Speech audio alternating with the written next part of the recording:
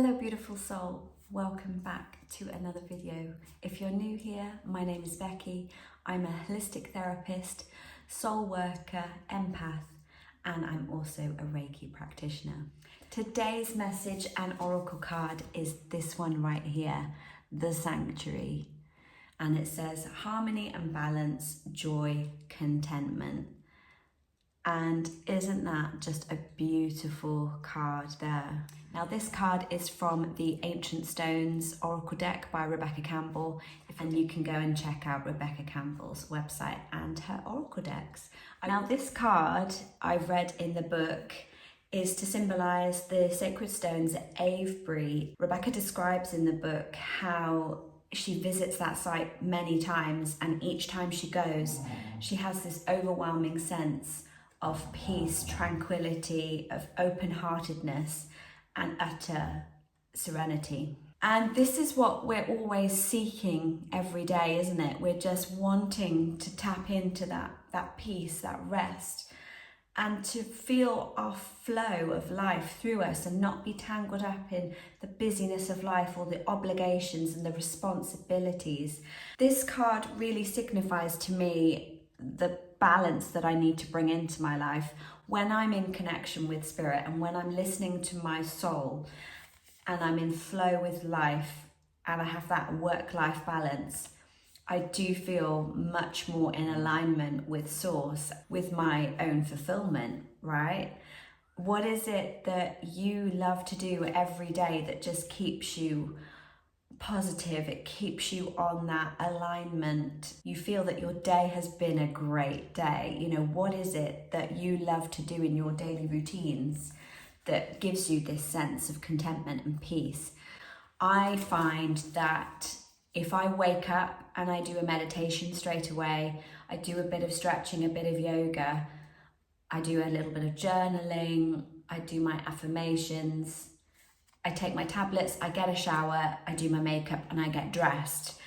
If I do that little routine, I find that my day and just my overall sense of well-being is just so much greater than it is when I don't do it. Because when I wake up and I don't do these things, I'm like smack straight back into the day and I don't feel like I've really woken up fully and been present with myself. It's almost like I don't exist. I just have objectives to achieve and things to do, and I'm just a robot just working out these mechanics. By the way, Monty is down here by my feet, so if you hear snoring, it's my little chihuahua. When I'm consistent and when I'm listening to my inner voice and my needs, my self-care, I feel amazing. I have adrenal fatigue and I also suffer with Hashimoto's, which is a form of hypothyroidism. And I've had it since I was 9 years old from an incident that happened. And so I had a highly stressful situation where my body went into fight or flight mode.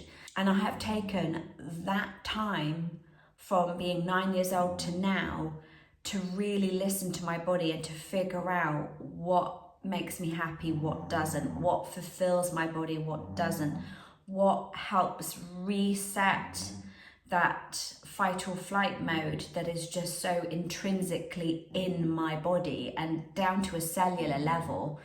And I find that when I tap into this energy of restoring, setting down my burdens, having a safe space to go to fully connect with higher self and the flow of the universe and the earth around us, I do find my body just able to let go that little bit further. My constant task or doubts are that I want to be in this state all the time. Maybe one day I will, but it simply isn't the reality because we all have busy lives, we all have obligations. So when I go to my sacred space, I love to be there. And even if I'm only in there for 20 minutes, half an hour potentially, I just don't want to leave. But the good thing I always find is that no matter how much time I spend doing my routine, doing my self-care, doing my meditation or my Reiki, you come back out of it and you feel as if you've been in there for hours. There is this beautiful way in which the energy works with our bodies and our souls, that we are just soaking up so much restorative energy and dumping out all the negativity, that it is like being in a trance where time doesn't actually exist. And I find that with my Reiki clients as well. When I'm working with them, I can be working through the energies. I'm feeling all of the vibrations of their body. I'm seeing pictures and colours, and as I'm working through, they get deeper and deeper into this relaxation mode, and it will be an hour that has gone by and I'll just bring them back round and they will think that there's only been 5 or 10 minutes that has gone by, but actually they have been in this beautiful flowing energy for over an hour by the time I bring them back round. And they are astonished by how the time just warps and merges into everything. And what I find, is that time spent on yourself and in this healing energy of just listening to yourself and giving yourself the space to unwind and let go, it has such a powerful effect on your body. I know that when I don't do it regularly, I really want to do it every day, and I'm still working on that because life gets in the way, doesn't it? So I need to be more vigilant and set my boundaries for myself.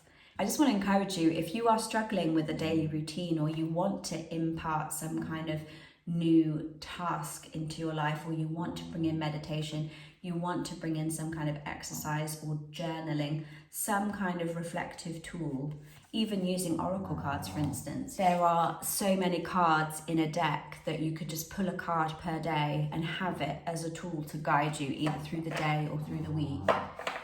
Those little extra things that we do for our soul connection and our soul journey have such an infinite impact as to when I don't do it. I have been consistently drawing on these cards over the last week since I've had them in the post. And again, it's just bringing me back to where I know I need to be.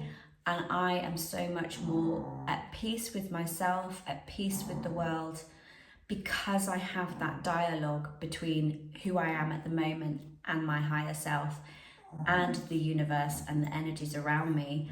And when I lose that connection, it's never completely gone, but when I'm not actively connecting, I start to feel really fragmented, really frazzled, really overstimulated, but also drained at the same time. It's a really weird position to be in. And because I'm an empath and a starseed, my senses, as it were, the way that I read people and read myself and read the energy around me, it's so it's intense. So it's really intense, high energy, with everyone being so anxious and on the go and needing this and needing that, and the world just being like, rah! To then the opposite polarity at the same time of feeling this despair, this hopelessness, this death, there's no point in anything. Why are people doing this? Why is the world so evil? Why are we still killing each other? And there's this deep underlying grief and sadness for the world. There is so much that is wrong in this world, and yet we have both light and dark. We have both. There isn't such a thing as good and bad anymore in my understanding. It's more a case of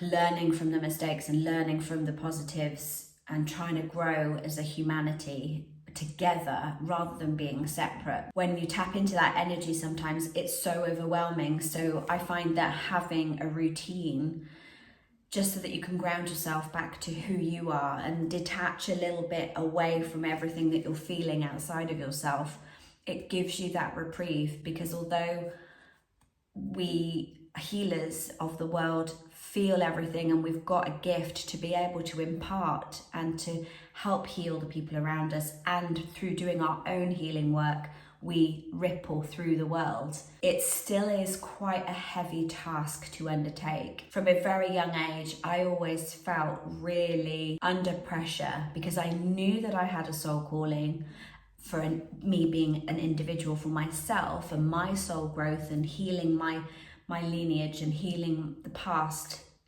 of the generations before me.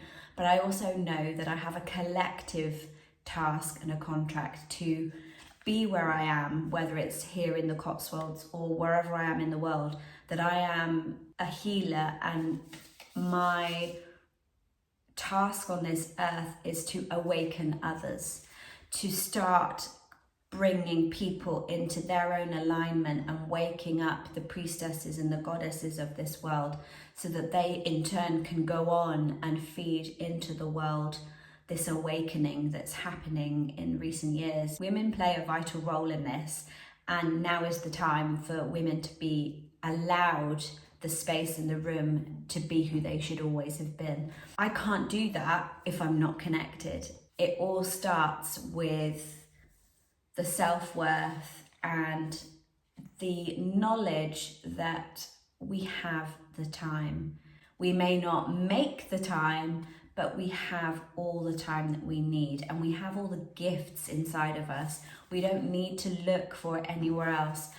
It all comes back to centering yourself, listening and keying in to this beautiful energy of the sanctuary, creating a sanctuary in some way in our homes, in our lives, however you can make it work into your life. But you don't always remember it. So I just want to encourage you today, if you're feeling stuck, if you're feeling like you want to impart some new things and new rituals into your life, this is your message.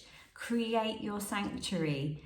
Create this beautiful space that you can go to when you need it. When things are going great, we often don't spend as much time in this space, but it's when it gets heavier and harder for us, that's when we show up for ourselves. That's when we call on this space and our healing journey to guide us through those hardships. When it's going good, spend the time to create this healing space and this sanctuary before it gets tough, because when it gets tough, that's when you need it already set up, already waiting for you. And hopefully you've already started to work it into your daily life, so that by the time you really need it in your life, it's there ready and waiting, and you already know the flow. You know when you're going to meet with yourself in the day, whether it be in the morning, in the lunchtime break if you're working, or in the evening after the kids have gone to bed. You need to figure it out. What does the sanctuary mean to you? Is it just having half an hour in bed before you go and put the lights out? Or can you wake up earlier, maybe an hour earlier every morning, so that you can journal, so that you can sit and listen to the birds and have a cup of tea? Or you can get a little bit of yoga or some kind of energetic exercise, so that you feel that your body is being able to move and you don't feel so stagnant and stuck in your present state of being. Also helps us be able to connect in with the energy if our body is flowing and it doesn't feel so blocked and tired and locked up. Take the time today to figure out what the sanctuary means to you. Start implementing and exploring what it is that you want to do for yourself every day. And let me know in the comment section down below what starts to change in your life once you start showing up for yourself every day. Thank you so much for joining me today and getting to the end of the video. It really does mean the world to me. If you loved this video, then I highly suggest you go and check out this one next. And I will see you very soon. Until next time, breathe in life every day. Namaste.